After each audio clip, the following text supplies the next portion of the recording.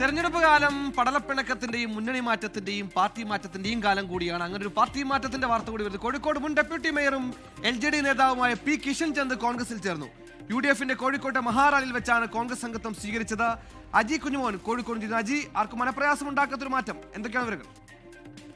സുഹേല്, ഇന്ന് കോഴിക്കോട് നടന്ന മഹാറാലിയിലാണ് കിഷൻ ചന്ദിനെ UDF നേതാക്കൾ ക്ഷണിച്ച് അദ്ദേഹം UDFിൽ ചേർന്നത്. 38 വർഷമായി ഇടതുപക്ഷത്തിനൊപ്പം പ്രവർത്തിച്ച ആളായിരുന്നു ഈ കിഷൻ ചന്ദ്. മാത്രമല്ല കോഴിക്കോട് കോർപ്പറേഷന്റെ ഡെപ്യൂട്ടി മേയറായും അദ്ദേഹം പ്രവർത്തിച്ചിട്ടുണ്ടായിരുന്നു.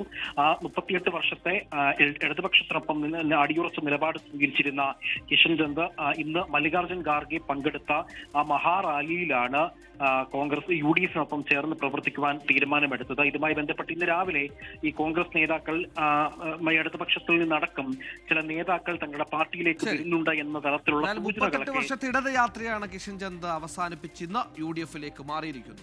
ഇനി കാണാം ഇലക്ഷൻ ഡയറി.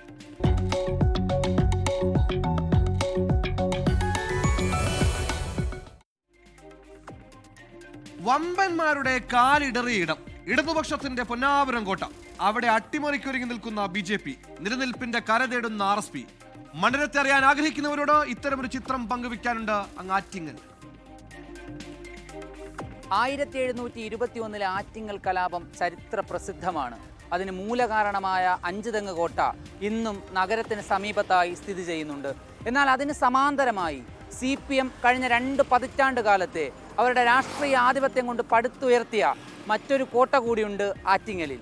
അതിനുള്ളിൽ ആധിപത്യം തുടരാൻ CPMഉം അതിൽ വിള്ളൽ വീഴ്ത്താൻ RSPയും അത് പിടിച്ചെടുക്കാൻ BJPയും ഇറങ്ങിത്തിരിക്കുമ്പോൾ ഇത്തവണ മണ്ഡലം ഒരു അസാധാരണമായ പോരാട്ടത്തിന് സാക്ഷ്യം വഹിക്കുമെന്ന് ഉറപ്പാണ്.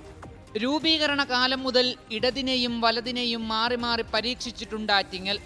എന്നാൽ മണ്ഡലത്തിൽ 2006 മുതൽ സമ്പൂർണ്ണ ആധിപത്യം പുലർത്തുന്നത് ഇടതുപക്ഷം തന്നെയാണ്. 2011 മണ്ഡല പുനർനിർണയം കൂടി കഴിഞ്ഞതോടെ പട്ടികജാതി സംവരണ മണ്ഡലമായ ഇവിടെ ഇടതുപക്ഷം കൂടുതൽ ശക്തിപ്പെട്ടു. 1965 തെരഞ്ഞെടുപ്പിൽ കോൺഗ്രസ് നേതാവും മുൻ മുഖ്യമന്ത്രിയുമായ R ശങ്കറിനെ പോലും കൈവിട്ടിട്ടുണ്ട് ആറ്റിങ്ങൽ.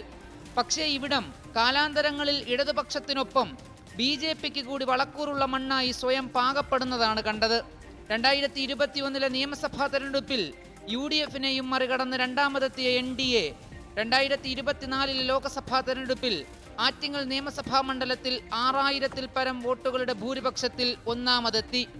ഈ വിജയം നൽകിയ ആത്മവിശ്വാസത്തിലാണ് BJPയുടെ സംസ്ഥാന vice president advocate P Sudheer ഒരിക്കൽ കൂടി NDAക്കായി കളത്തിലിറങ്ങുന്നത്. എന്നാൽ ലോക്സഭാ തെരഞ്ഞെടുപ്പിൽ തങ്ങളിൽ നിന്നും അകന്നുപോയ വോട്ടുകളെ 2026 തദ്ദേശ തെരഞ്ഞെടുപ്പിൽ തിരിച്ചുപിടിക്കാനായതിന്റെ ആത്മവിശ്വാസത്തിലാണ് LDFനായി സിറ്റിംഗ് MLA OS അംബിക രംഗത്തുള്ളത്. ആറ്റിങ്ങൽ നഗരസഭയടക്കം 10 തദ്ദേശ സ്ഥാപനങ്ങളുള്ള മണ്ഡലത്തിൽ മണമ്പൂർ പഞ്ചായത്ത് മാത്രമാണ് ഇത്തവണ UDFന് ലഭിച്ചത്. ലോക്സഭാ തെരഞ്ഞെടുപ്പിന് പിന്നാലെ തദ്ദേശ തെരഞ്ഞെടുപ്പിലും തിരിച്ചടി ഉണ്ടായെങ്കിലും സംസ്ഥാനത്തിന്റെ പൊതുവികാരത്തിനൊപ്പം മണ്ഡലവും നിൽക്കുമെന്ന ആത്മവിശ്വാസത്തിലാണ് RSP ജില്ലാ കമ്മിറ്റി അംഗം സന്തോഷ് ഭദ്രൻ UDFനായി ഇറങ്ങുന്നത്. മണ്ഡലം ഏറ്റെടുക്കാനുള്ള കോൺഗ്രസിന്റെ ശ്രമങ്ങളെ മറികടന്ന് UDFനായി കളത്തിലിറങ്ങുന്ന RSPക്ക് ഇത്തവണത്തേത് നിലനിൽപ്പിന്റെ പ്രശ്നം കൂടിയാണ്. ഇതൊക്കെയാണ് മണ്ഡലത്തിലെ രാഷ്ട്രീയ സ്ഥിതിവിശേഷമെങ്കിലും മുന്നണികളുടെ പ്രധാന പ്രചാരണ വിഷയം മണ്ഡലത്തിലെ വികസന തുടർച്ചയും വികസന മുരടിപ്പുമാണ്. 5 വർഷം വികസനം തന്നെയാണ് ചർച്ച. അതായത് 10 വർഷം പിണറായി ഇടതുപക്ഷത്തിൻ്റെ ഭരണം, 5 വർഷം ഇപ്പം ഞാനിരുന്ന ഈ 5 വർഷവും 700 കോടി രൂപയുടെ വികസനം നടത്താൻ മണ്ഡലത്തിലാകാനും സാധിച്ചിട്ടുണ്ട്. എല്ലാ മേഖലകളിലും പാലങ്ങളും റോഡുകളും തോടുകളും ഒക്കെ 28 സ്കൂളുകൾ, പുതിയ കെട്ടിടങ്ങൾ പുതിയതായിട്ട് ചെയ്യാൻ സാധിച്ചു. അന്താരാഷ്ട്ര നിലവാരത്തിൽ ചെയ്തു. ആറ്റിങ്ങൽ നിയമസഭാ മണ്ഡലം എന്ന് പറയുന്നത് ഒന്ന് NHും അതുപോലെ തന്നെ MC കടന്നു പോകുന്ന ഒരു നിയമസഭാ മണ്ഡലമാണ്. ഈ 2 മണ്ഡലങ്ങളിലും കൂടി നമുക്കുള്ളത് ഒരു പ്രധാനപ്പെട്ട ഹോസ്പിറ്റൽ എന്ന് പറയുന്നത് വലിയകുന്ന് ഹോസ്പിറ്റലാണ്. ഞങ്ങൾ ഉയർത്തുന്ന പ്രധാന പ്രതിഷേധം എന്ന് പറയുന്നത്, അല്ലെങ്കിൽ പ്രധാന പോരായ്മയെ ചൂണ്ടിക്കാണിക്കുന്നത്, ഒന്ന് ഈ വലിയകുന്ന് ആ ഹോസ്പിറ്റലുമായി ചേർന്നുകൊണ്ട് ട്രോമ കെയർ ആരംഭിക്കുമെന്ന് നമ്മുടെ ബഹുമാനിയായ ആരോഗ്യവകുപ്പ് മന്ത്രി ശ്രീമതി വീണ ജോർജ് പ്രഖ്യാപിച്ചിട്ട് 10 വർഷം കഴിയുന്നു. ഇതുവരെയുമായി ട്രോമ കെയർ സ്ഥാപിക്കുന്നതിന് വേണ്ടിയിട്ടുള്ള യാതൊരു നടപടിയും സ്വീകരിച്ചിട്ടില്ല. മറ്റൊന്നെന്ന് പറഞ്ഞാൽ KSRTC ബസ് സ്റ്റാൻഡാണ്.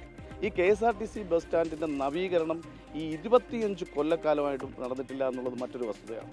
ഈ വികസന മുരടിപ്പിൽ നിന്ന് ഒക്കെ തന്നെ ഒരു വലിയ മാറ്റം ആഗ്രഹിക്കുന്നുണ്ട്. അത് UDFന് അനുകൂലമായ ഒരു വലിയ മാറ്റമായാണ് എനിക്ക് മനസ്സിലാവുന്നത്.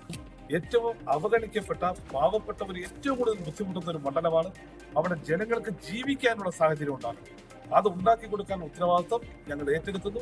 സംസ്ഥാന തലത്തിലെ രാഷ്ട്രീയ വിവാദങ്ങൾ മുതൽ പ്രാദേശിക വിഷയങ്ങൾ വരെ ചർച്ച ചെയ്യപ്പെടുന്ന ഈ മണ്ഡലത്തിൽ ആര് വീഴും ആര് വാഴുമെന്ന് കാത്തിരുന്ന് കാണാം. ക്യാമറാമാൻ സജീവിനൊപ്പം അജ്മൽ ദിറാർ, 24 തിരുവനന്തപുരം.